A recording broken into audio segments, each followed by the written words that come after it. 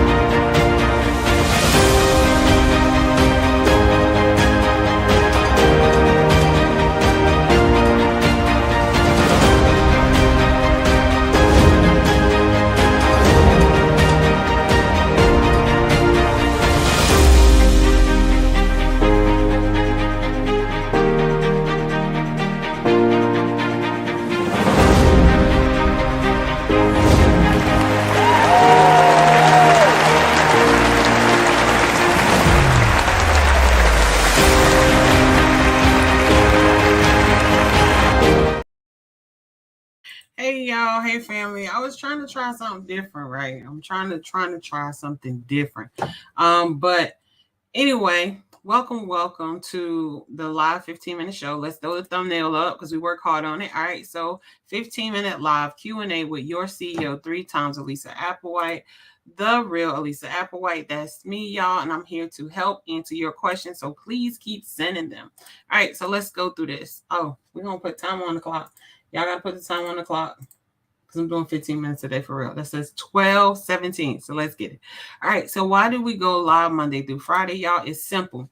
People keep asking me questions. They DM me, they text me, they call me, ask me about healthcare staffing. They ask me about just running a business. They ask me about wealth building.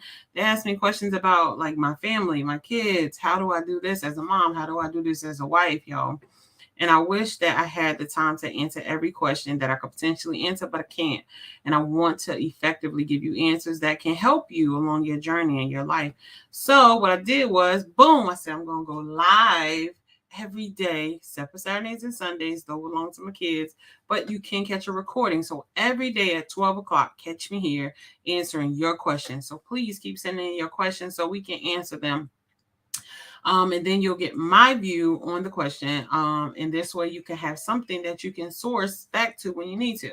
All right. So next question. Why do they call you CEO 3 times, y'all? Come on now. Y'all should know this by now, but I don't mind telling you over and over, right? It's practice for me, right? They call me CEO 3 times because we have 3 companies.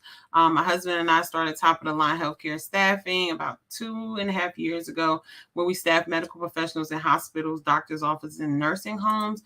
Then we have TOTLH, Just Heart to Go Inc. This was established because we have a Heart to Go Gala every year where we celebrate medical professionals and give them the chance to tell their story, right? And to be awarded and appreciated, right, in the ceremony. So this created the Heart to Go Inc. TOTLH, Just Heart to Go Inc., which is our nonprofit because it helps us to take care of medical professionals holistically. Then we have our consulting company, the real Alisa Applewhite Consulting, right? This has brought you questions and answers, 15 minutes. This also has brought in you Beyond the Scrubs podcast, where we take everyday people like you and we just listen to your story and we get it out to the world so people can know what goes on in this healthcare universe, right? We also teach medical professionals how to be the best medical professional they can be. We have partnered with hospitals and nursing homes to help them learn how to retain their staff, give them some tactics there, right? So we can kind of decrease the shortage. And then we help everyday people like you build a healthcare staffing agency from ground to government. All right. So that is what we do with the real Alisa Applewhite Consulting. It's just so much in there. Oh, the book. I cannot forget the book. Make the call to get the client. The book is officially out. Make sure you get your copy of your book. Those who ordered the book, it's coming. The copies are coming in the mail with a little surprise for being so patient for waiting. But yes, they are finally done. All right. And so we're going to get to episode number 73. Why is nursing staff? Oh, this ain't it. This ain't it. This ain't it. We did that yesterday. Let's see. There we go. So why is there a staffing shortage in healthcare? I felt like I answered this question before. But I just felt like I answered this question before, but maybe it wasn't same words or verbiage. So let's answer it. Why is there a staffing shortage in healthcare? I normally give 3 points that I believe to be true. So far, we got 11 minutes on the clock, so let's rock out. All right, so number one, the way people are managed. This is so important, y'all. You have to manage people and be positive. You cannot be negative managing people. I understand that it gets frustrating when people call out. I understand it gets frustrating when people don't follow exactly what they're supposed to do. I understand it gets frustrating from family members and patients consistently needing your attention as a manager. But you have to manage the medical professionals so they can stay. Because at the end of the day, the only one that's suffering is the patient. And I've been preaching this for the longest. If you yell at a nurse, or like medical doctors used to do in the past, and some of them may still do this in a few, presently, I'm not sure. Did it to me one time and never did it again. Throw clipboards at medical professionals, right? Or throw their cup of coffee across the room, or throw something at you like, hey, I know you hear me talking to you. Or say, I'm a doctor. Can you get out that seat so I can sit down and chart? Listen, y'all. You got to manage people right? You have to at least, at the minimum, I always say, rainbows, sunshine, unicorns, and ice cream. When you are managing people and when you're in the presence of people, no matter what your management skill is or style is, you have to remain positive, right? You cannot seem like you're defeated. I'm telling you from personal experience. I'm telling you as an owner experience. There were days when I knew I shouldn't have allowed my staff to see me cry, break down, like, man, what am I going to do? I knew it. But it was just, I just did it, right? And of course there is regrets. And I'm telling you as a person, I'm telling you as an owner, I'm telling you as a person that operated 230 medical professionals and 15 office staff, it gets very stressful. It gets so stressful. But you have to learn how to manage people. And the best way you can manage people is remaining in a positive attitude, and not only just remaining in a positive attitude, but taking out some time for yourself to get to know your trigger points and what things is like a no and what things are okay. I can let that slide, that gray area. So why is there a staffing shortage in healthcare? It's the way people are managed, right? Most people leave because of treatment. People leave because of how they're being treated. How some people will say, I'm not a child, you're not going to talk to me like a child. Well, guess what? Some people need direct things, and you need to directly talk to them, but you don't have to directly talk to them in a manner which belittles them or make them feel less of, right? You should never talk to anybody in a manner that belittles them or make them feel less of. I'm not going to sit here and say I have never done that. I have done that. And I have apologized for the way that I've come off in the past as, look, either my way or the highway type stuff, right? It shouldn't be that way. People should have options. So make sure you are managing people with a positive attitude, and you're looking at the whole holistic view of that person before you come with any type of disciplinary action. Okay. But your KPIs is your KPIs. We talked about that already. All right. So number 2.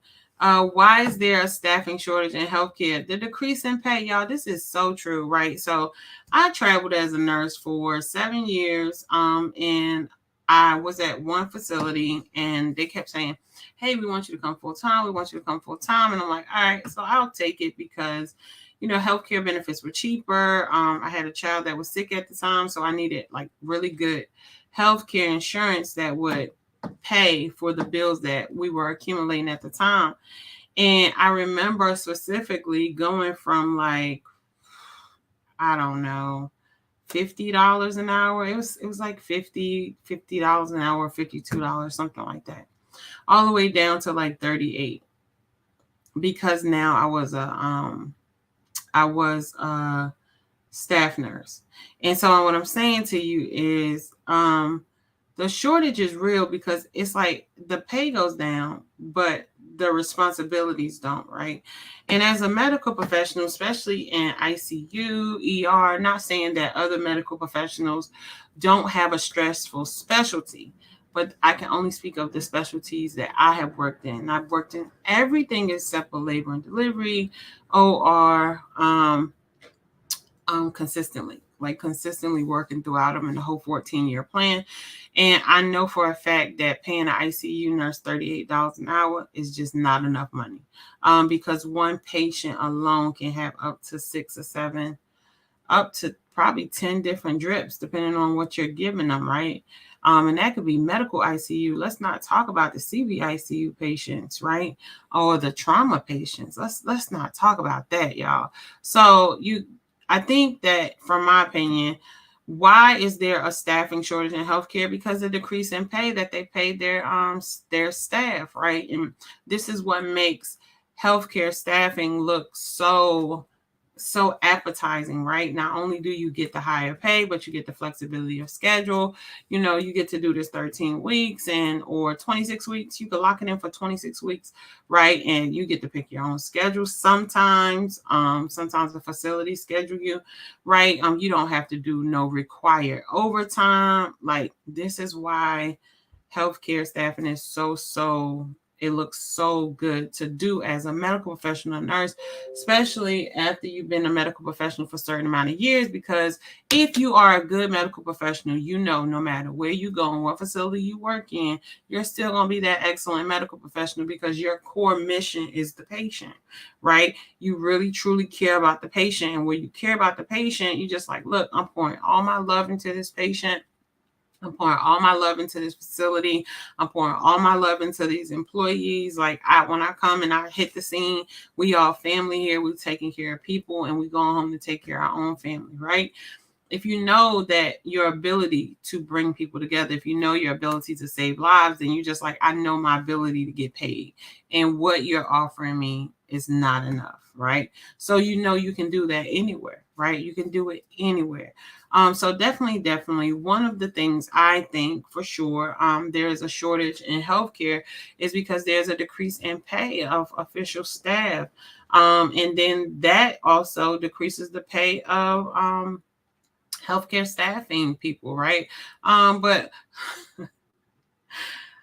I'm just gonna say this, right? If most contracts that the facilities sign with the clients are a year or 2 years, or sometimes 5 years, contracts depending on what type of contract you sign. So when staffing agencies hit me with, oh, the pay went down, it just depends on how down the pay went and how far I want to play this game with you as a travel nurse, because I already know how that works, right, in the back of the scene. So definitely, y'all question that a little bit. Just question it a little bit. You might get a little bit extra money, but I know that it's very discouraging to try to get a full-time job somewhere and try to belong somewhere full-time. And you look at the pay and you're just like, man, I can't even feed my dog with this pay. This is ridiculous for the amount of work and stress that they can give you. And the type of stress that they can give you can cause you to have health problems, right? It's a lot to deal with in healthcare, especially in our most critical units. Definitely, right? Again, not trying to downplay any other units. I'm just saying, I've worked ICU, I work med surg, I work psychiatric, and I'm sorry, but y'all, ICU is more stressful. They may look like they sit down a lot, but a true ICU nurse, they are trying to figure out ways to decrease these drips so they can get their patients back to stability and offer this ventilation, offer this breathing tube, so they can potentially get them back living. And they have to make a decision. If this is not working, what's next, right? What is next after ICU? What's next, right? All right, so That is the second thing. And then the third thing, the demands of the job. See, I said it already. I ain't even had to go to it. The demands of the job. If you have one patient, right, and ICU nurse, they get usually a max of 2 patients, depending. Now you can get a max of 3 patients if they're not on ventilators, right? Normally when you get a ventilator patient, it's 2 max that you get. But if they are not on ventilator, they can pop you with 3 patients in the ICU. But still, you have the drips that you have to hang. Not only do you got the drips that you got to hang, but it can be, again, you can hang 10 different drips. You have to know what drip is compatible with what line, what drip cannot go into certain areas. And then if you don't have the central line, and they usually pop in central lines when you go to ICU because they know the particular medications they give you, but then you got to monitor that central line and make sure that patient's not septic. You got to make sure, again, the medication is going into the correct line, and making sure they are not mixing with each other so it can be still compatible for that patient. You got to know what medication activates another medication. So if you walk in the room and you take an assignment, you looking at all your drugs and all your lines to make sure that the person that you just took a report from, right, and hopefully they're there with you, that everything is flowing like it's supposed to flow and not stopping it from working, right? Like if this medication work, it just makes it totally ineffective, and it's just like water going into somebody's veins, right? Not only that, but you got to go to your procedures with your patients. If you got procedures with patients, you got to go directly with them. Like you can't leave them, right? And then you have to worry about the ventilator. You got to see if this is the right rhythm that they're on. Are they breathing right? Are these the right monitor numbers that they're working on? You always looking at their hearts. You always looking at their blood pressure. It's consistent monitoring. So it's like, yeah, I might got 2 patients, but it's a lot of stuff that I have to do. And not only talk about that, but you got to do the whole total care of the patient. You still got to bathe the patient. You got to change the patient. You got to turn the patient. Like they do it all. So that can be a lot on anybody. And I have a different respect for ICU nurses since I've been in the ICU for about 6 years. And I've done different ICUs. So I just have a different respect for them. I don't feel like they're lazy anymore because every time you go up there and you're transferring them from like a tele floor, med surg floor, you're just like, oh, they ain't got nothing to do. But they do. They do. So shout out to my ICU nurses. So the demands of the job, right? So that's what happened. Oh, it just went off. I just turned it off. All right. So the demands of the job. Why is there a staffing shortage in healthcare? Because of demands in the job. If you listen to that, that's a lot to demand on one person, y'all. All right. So let's go over this quick. Why is there a staffing shortage in healthcare? The way people are managed. 2, the decrease in pay. And 3, the demands of the job. All right, y'all. I want to make sure y'all follow me on all social media platforms. Here we go. Where are we? There we go. Hey, y'all. All right. Follow me on all social media platforms. The real Alisa Applewhite. Go like my YouTube channel now. Like, don't wait. Like, go like it now. Like, right now. So go like the YouTube channel, definitely. Make sure you like my Facebook page, right? The real Alisa Applewhite. Y'all, let's grow these numbers so we can get these videos out. I looked the other day, we got like 360 something videos on YouTube, y'all. I'm giving you information, and I need for you to utilize it so you can make your life better or your family's life better. All right, y'all. So I always end it like this because this is just who I am. I love you. Don't even know who you are. Have no idea sometimes of the people that join these calls, but I just want you to know that somebody loves you today, and it's the real Alisa Applewhite. And I'm so glad that you woke up. I'm so glad that you're breathing. I'm so glad that you're not giving up. I'm so glad that you're pushing through. But I promise you, there is not a single soul in this world that loves you as much as your creator. So I'm telling you right now, you need to go out and build a relationship with your creator, because there's not a description. There's not a man alive to explain it. There's nothing in this universe that can explain the relationship that you have between you and your creator, and the endless love, right? No matter what you do, endless love that your creator has for you. All right, so definitely go out there and form a relationship with your creator. Let's see the comments, because y'all know I like to do comments. Somebody gave me a heart. Hey Brianna, congratulations. Congratulations on your notary services. I seen that. I'm so proud of you. It's just crazy because when I met Brianna, she was a little girl. She was like my daughter's age, like she was 3, and she's like a whole grown up and married and everything. But I'm so proud of her. I am so proud of her. She is really a true God-fearing woman. So let's look at the comments.